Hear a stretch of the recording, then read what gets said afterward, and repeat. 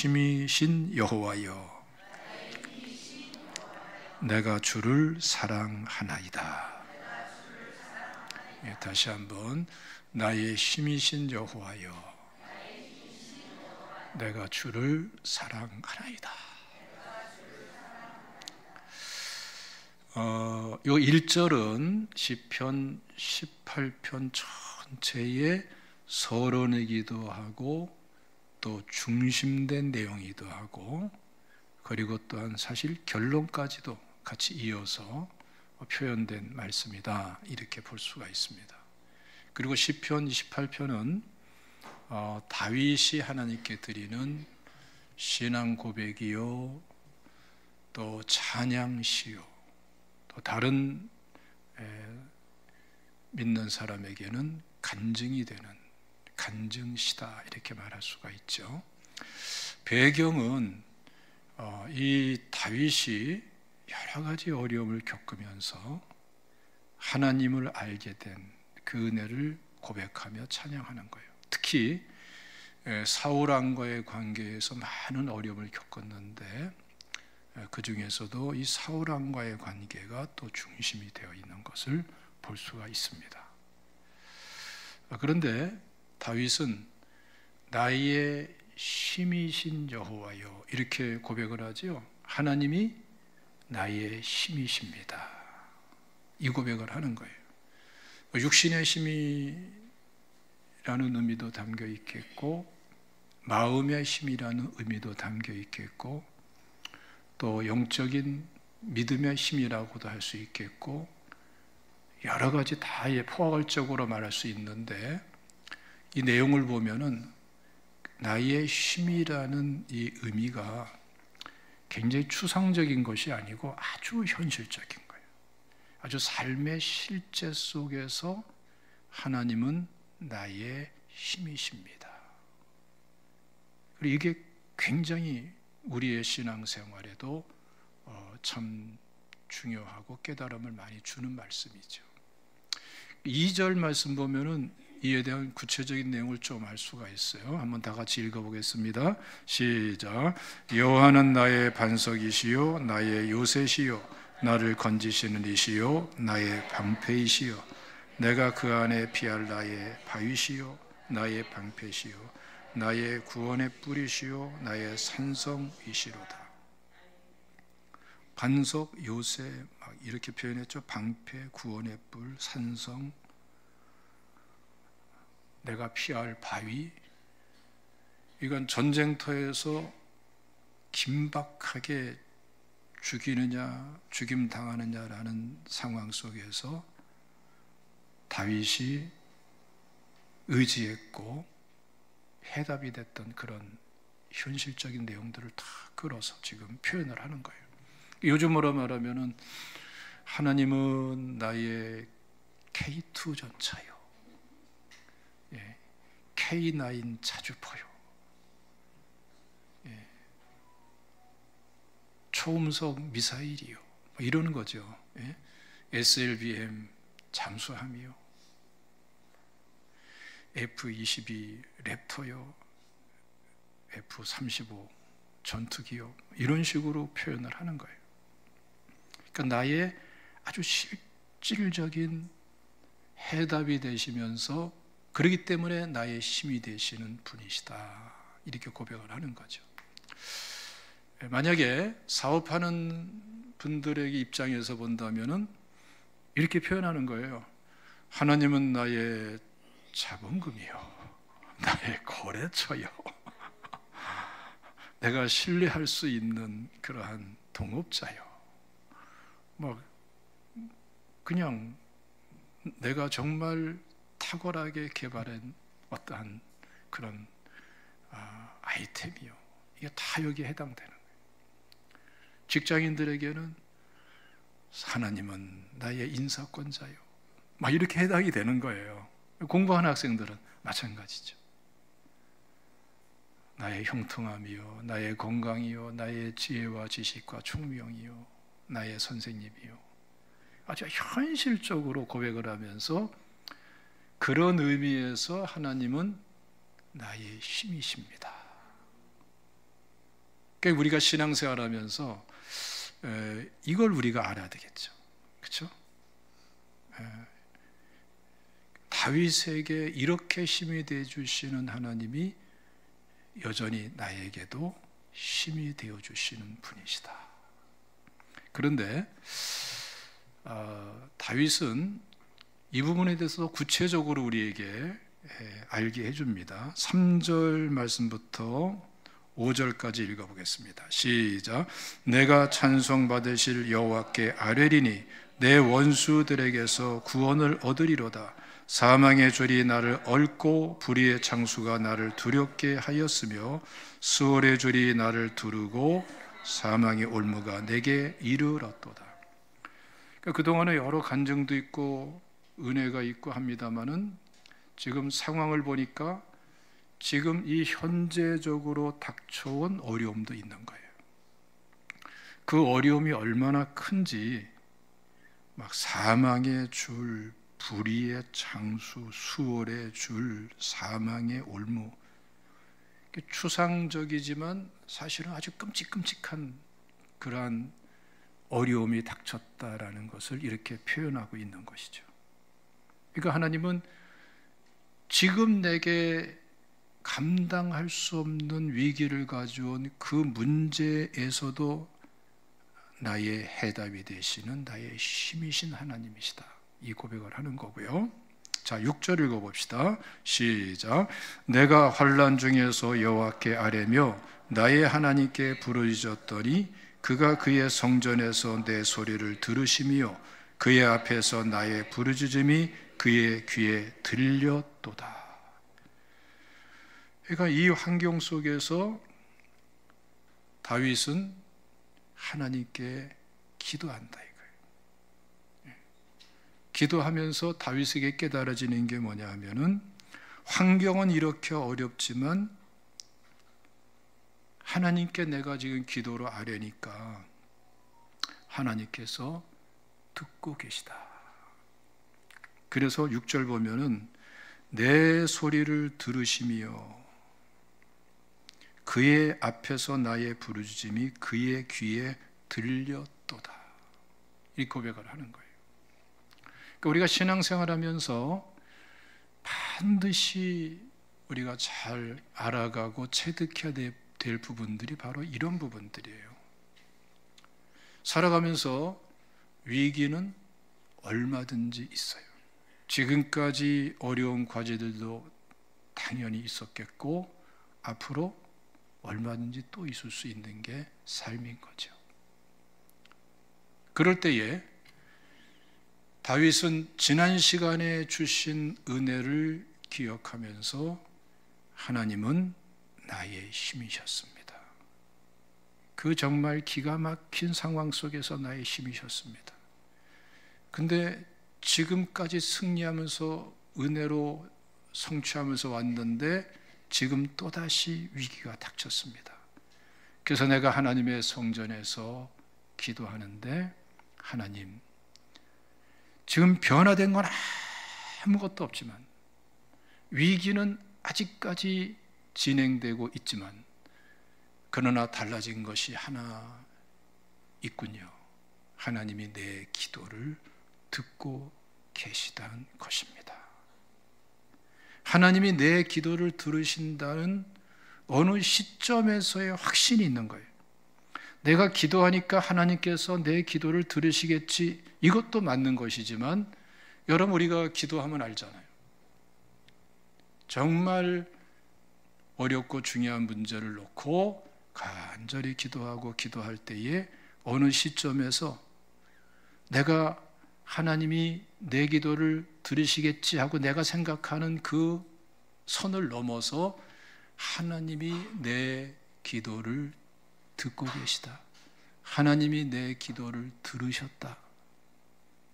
알 수 있는 게 우리 신앙생활에 아주 축복된 은혜인 줄로 믿으시기를 축원합니다. 이런 경험하신 분들이 많이 있을 거예요. 더 나아가서는 하나님이 내 기도에 응답하셨다. 이 다윗의 시를 보면은 그러한 시편들이 굉장히 많죠. 막 절망 속에서 탄식하며 안타깝게 위기 속에 기도하다가 하나님께 응답받고 확신이 차고 넘치니까 어느새 그 부르짖음의 눈물의 기도가 찬양으로 바뀌어버리잖아요. 예? 저도 여러분 건강을 완전히 잃어가지고 죽을 고비에 떨어졌을 때에 하나님께 기도하면서 내 몸은 그대로인데 나한테 찾아온 응답은 뭐냐면 확신이었어요. 나는 치료가 되었다. 뭐 소리를 들은 것도 아니고 무슨 뭐 몸이 떨린 것도 아니고 몸이 뜨거워진 것도 아니고 뭐 쏘드려진 것도 아니고 다른 분들은 그런 감정들이 많더구만. 나한테는 그런 게 하나도 없었어요. 근데 내 마음속에서는 움직일 수 없는 확신이 꽉 들어찼는데 내 몸의 상태는 상관없이 나는 치료가 되었다라는 확신이 꽉 들어차는 거예요. 그래서 검사를 보니까 다 나버렸어요. 할렐루야. 이러한 역사는 우리 신앙생활 속에 얼마든지 있는 거예요. 그래서 어려울 때에 기도가 중요하고 성전에 나와서 예배드리고 기도하는 게 중요한 줄로 믿으시기를 축원합니다. 예? 그래서 우리가 다른 것은 몰라도 하나님께서 또다시 허용하셔서 겪게 하시는 환난과 어려움이라는 하나님의 초대장은 절대로 거부하면 안 돼요. 야, 지금이야말로 주님 전에서 기도하라는 거구나. 이걸 놓치면 안 돼요. 하나님께서 다윗처럼 허용하시는 이 고난이라는 환난이라는 또 중요한 어떠한 과제라는 것을 통해서 보내주시는 초청장은 절대로 소홀히 하면 안 돼요. 그것은 여러분 그대로 받아들이고 그대로 하나님께 나가서 하나님께 기도하면서 만나셔야 돼요. 그럴 적에 다윗처럼 어느 시점에서 주어지는 은혜가 있어요. 하나님이 내 기도를 들으시는구나. 더 나아가서는 내 기도의 응답을 이렇게 하시는구나. 할렐루야. 이렇게 나가는 게 신앙생활이에요. 그렇지 않으면은 교회 다니는 거예요. 그래서 신앙생활을 어떻게 하느냐? 삶의 현장, 삶의 실제 속에서 신앙생활을 하는 거예요. 삶이라는 실제를 내동댕이 치고 신앙생활 얘기하면 안 돼요. 그건 신앙생활이 안 되고 그냥 문화생활, 취미생활, 습관적인 생활 뭐 그렇게 되는 거예요. 그래서 여러분 이 다윗의 은혜가 여러분들의 은혜 되시기를 주님의 이름으로 축원합니다.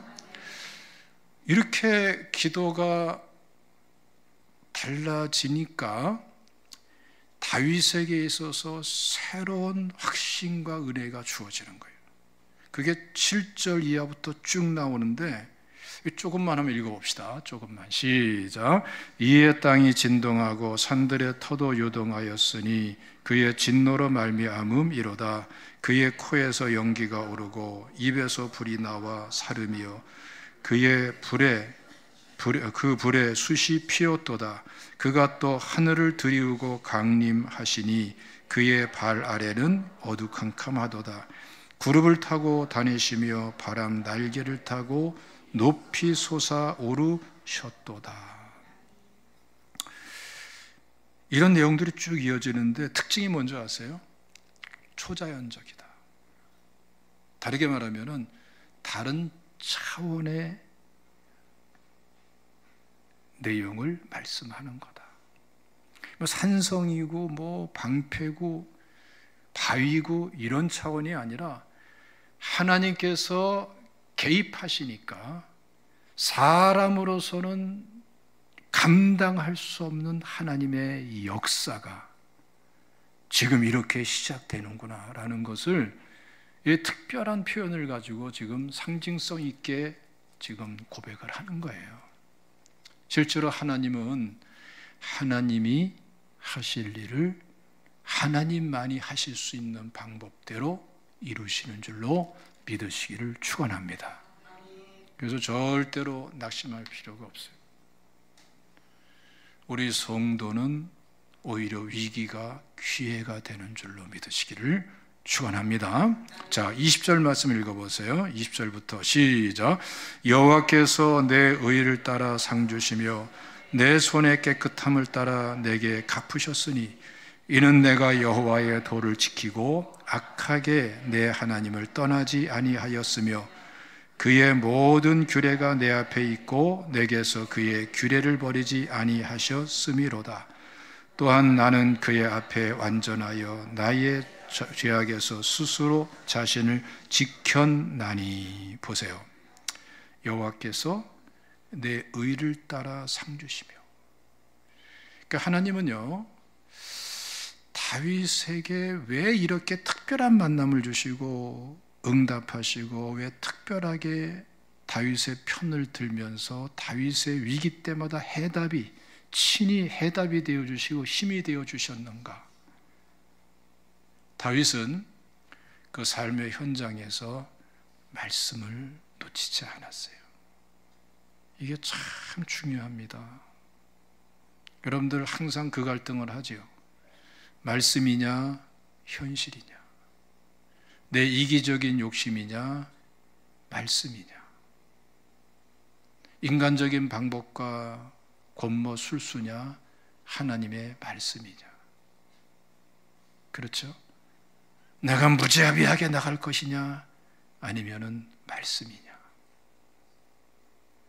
이런 갈등의 순간들은 살아가면서 얼마든지 있는 거예요. 인간 세상은 그런 거예요. 인간이기 때문에, 다 연약하기 때문에. 그런데 다윗은 어땠어요? 대표적으로 그렇게 철천지 원수처럼 쫓아다니면서 다윗을 죽이려고 하던 그 사울왕을 본인이 직접 죽일 수 있는 기회가 2번씩이나 있었잖아요. 죽여요, 안 죽여요? 안 죽이죠. 하나님이 기름 부어 세우신 종을 내가 해롭게 할 수 없다. 자기를 죽이려고 쫓아왔는데, 돌아서서 또 죽이려고 쫓아올 텐데 안 죽여요. 여러분, 사실은 이것 때문에 하나님이 다윗을 편드시고, 바로 이것이 하나님이 다윗의 힘이 되어주시는 근거가 되었고, 그리고 마침내 다윗이 이스라엘의 왕이 되는, 그렇게 하나님께서 들어 쓰신 거다라는 고백을 지금 여기서 하는 거예요. 여호와께서 내 의를 따라 상 주시며 내 손의 깨끗함을 따라 내게 갚으셨으니. 24절 말씀 보면은 그러므로 여호와께서 내 의를 따라 갚으시되 그의 목전에서 내 손이 깨끗한 만큼 내게 갚으셨도다. 그러니까 하나님 앞에서 사는 사람은 삶의 자세가 달라질 수밖에 없어요. 지금 다윗이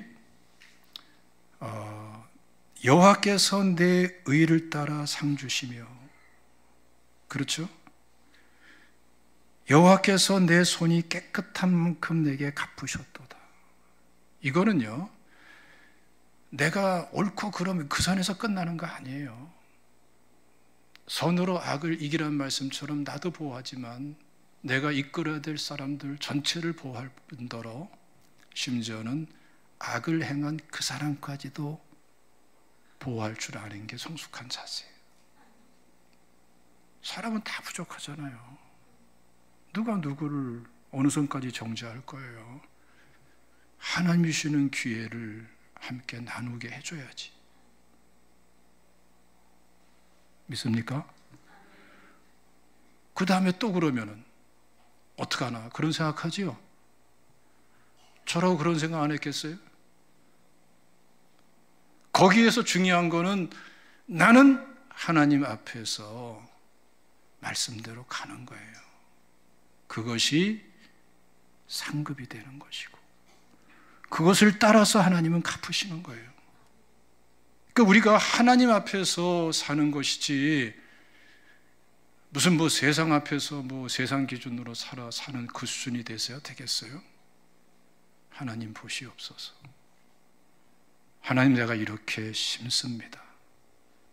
거두게 하시는 분은 하나님이십니다. 그런데 하나님은 반드시 거두게 하시고 반드시 복되게 하시고 그 과정과 결과를 통해서 영광을 받으시는 분이세요. 할렐루야.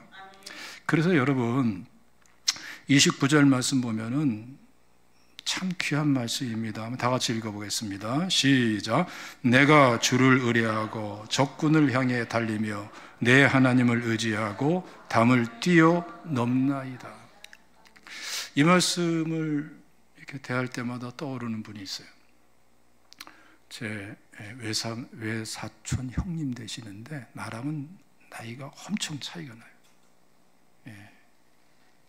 그런데 저희 외삼촌들이 이제 참 훌륭한 분들이 여러 분 계셨는데 네 분 계신데 참 다들 훌륭하신 분들이에요. 근데 막내 외삼촌의 아들인데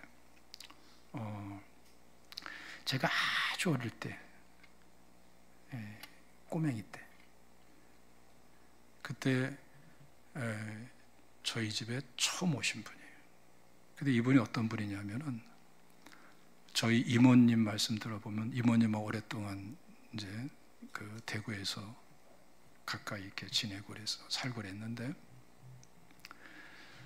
얼마나 개구장이고 싸움꾼인지 하여튼 초등학교 때부터 싸움이란 싸움은 하여튼 또 싸움을 또 잘한대요. 그래가지고서 얼마나 싸움을 타고난 싸움꾼 그런 말 있잖아요. 그런 건지 얼마나 싸움꾼인지 군대 가기 전에 그 대구에서 싸움꾼이 서울까지 소문이 날 정도로 이 같은 싸움은 좀 했던 것 같아요. 근데 이분이 이제 월남 파병할 때 해병대로 파병이 된 거예요. 파병이 됐는데 전쟁터는 그야말로 전쟁터잖아요. 근데 빼두공들이 저 진지를 치고서 철조망과 장애물을 만들어 놓고 그리고 급습을 하고 또 한편으로는 위에서 쏴대고 이렇게 하고 있는데 저거를 빨리 탈취하지 않으면 몰살당하는 거예요. 그러니까 이판사판 하여튼 매복된 빼두공들은 물리치면서 저걸 탈환해야 되는 거예요. 그래가지고 그 극한적인 그 상황 속에서 공격하면서 이제 쳐들어가는데 저희 이제 그 외사촌 그 형님 되시는 분도 그 중에 한 사람이죠. 딱 올라가면서 철조망과 담장을 딛고 철조망을 넘어서 확 뛰어넘어가는데 옆구리가 아주 확 끊으면서 뻐근하더래요. 순간적으로 맞았구나. 총에 맞았구나. 통증이 밀려오고 말이죠. 둔탁한 그런 느낌이 있고 그래가지고서 딱 떨어져가지고 가만히 있는 거죠. 근데 조금 시간이 지나니까 통증이 더 심해지는 것이 아니라 조금 약해지고 그리고 누운 채로 팔다리를 이렇게 움직여보니까 움직여지더라는 거예요. 알고 보니까 기적 같은 일이 있다고 그러잖아요. 왜? 총알이 허리에 차고 있는 탄알이 가득 들어있는 탄창을 때린 거예요. 아주 기적적으로 살아났어요. 그래서 이제 근무기한 마치고 한국에 돌아오면서 우리 집이 서울이니까 휴가 돌아와가지고 우리 집에서 며칠 묵고 그리고 이제 대구로 내려가셨는데, 이때로부터 사람이 확 바뀌었어요. 그 사람이 죽을 꿈이 넘겨 바뀌더라고. 얼마나 좋은 사람이 됐니? 싸움이 어딨어? 싸움도 얼마나 좋은 사람이 되고 훌륭한 사람이 됐는지. 내가 지금 이름을 밝히면 누가 될까봐 안 밝히겠는데 너무나 훌륭한 분이다. 여러분, 오늘 본문에서 내가 담을 넘나이다 라고 말할 적엔 현장은 전쟁터예요. 막 화살이 빗발치고 무슨 담을 넘으면서 어떠한 화를 당할지 모르는 위기 순간이에요. 이걸 통해서 부여하는 의미가 뭐냐 하면은, 내가 넘지만 내가 감당할 수 없는 위기가, 내 능력 밖에 감당할 수 없는 위기가 지금 동시에 있다는 거예요. 담을 넘는 것의 공통된 특징은 그겁니다. 막혀있는 장애물, 그 난제, 과제, 그것은 넘어야 되는데, 넘어야 발전이 있고, 넘어야 승리가 있고, 넘어야 성취가 있고, 넘어야 뭔가 해답이 있는데, 그 담을 넘는 과정에서 어느 분야에 있는 사람이든 간에 자기가 할 수 있는 범위가 있고 자기가 할 수 없는 영역이 있단 말이에요. 이건 공부하는 학생도 마찬가지고 사업하는 분이나 직장생활, 가정생활 다 똑같아요. 나는 담을 넘지만 그 이상은 내가 아무것도 할 수 없어. 뭐가 날라올지, 뭐가 틀에 박힐지 몰라. 그 이상은 내가 할 수 있는 영역이 아니야. 그러나 다윗은 이때 누구를 의지해요? 하나님을 의지하고 담을 넘는다 이거예요. 그러면서 승리하고 성취해 내는 거예요. 이 확신은 어디서 오는 걸까요? 그렇죠, 여러분. 갈등의 순간에 말씀이냐 현실이냐, 말씀이냐 이기적인 욕심이냐, 말씀이냐 인간적인 방법이냐, 이 갈등의 순간에 고민하면서 기도하면서 하나님의 말씀을 택했던 이 다윗이 여러분 미련해서 그랬겠어요? 아니에요. 보세요, 여러분. 언제 말씀을 택합니까? 적당히 고민한 사람은 말씀을 안 택해. 적당히 어려운 사람도 말씀을 택하기가 쉽지가 않아. 진짜 어렵고 진짜 고민해보고 진짜 갈등해보고 갈등의 밑바닥까지 갔을 때에, 그때에 우리 성도들은 알아요. 말씀을 택하여 산다. 그래서 기도가 중요한 거예요. 그리고 이것이 다윗에게 있어서 심는 것이 되고 상급이 되고, 그리고 담을 뛰어넘을 때, 뛰어넘어야 될 그 장애물 담을 뛰어넘을 때에 내가 누구를 의지한다고 고백할 수 있어요? 나는 지금 혼자 넘는 게 아닙니다. 하나님께서 보호하신 가운데에 내가 담을 넘나이다. 이렇게 고백하고 확신 가운데 선포할 수 있게 되는 줄로 믿으시기를 축원합니다. 제가 어저께 우리 청년 자매랑 의논도 하고 상담도 하고 그런 시간을 좀 가졌어요. 근데 또 개인적인 측면에서는 아주 중요한 시점이 있더라고요. 학교에서 졸업 논문을 쓰는데 한 학기가 늦춰지게 됐어요. 교수님하고 의견이 안 맞아. 네. 근데 가만히 얘기 들어보니까 두 가지 중요한 일이 있더라고요.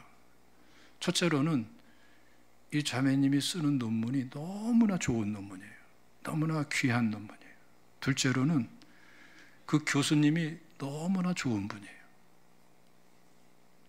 그리고 진짜 이 자매를 위하는 분이에요. 그리고 이 자매가 길이 열리도록 그 다음 단계를 도와주고자 하는 분이더라고요. 바르신 분이고. 당장에 논문이 막히니까 답답하긴 한데, 사실은 그 교수님 말씀하는 것하고 지금 쓰고자 하는 것하고 조금만 잘 융합해서 해나가면은 굉장히 좋은 결과가 나오겠더라고요. 저 그런 얘기도 했어요. 교수님 정말 좋은 분이다. 정말 너를 위하는 분이다. 그리고 정직하고 솔직하신 분이다. 잘 놓고 기도해봐라. 그리고 이 내용이 너무나 좋은 논문이다. 이거 제대로 쓰면 학위만 받는 것이 아니라 앞으로 길도 열리고 그 정도가 아니라 요거 잘 발전시켜가지고 요거 어플을 만들면은 떼돈 벌겠다. 그런 얘기 나 실제로 했어요.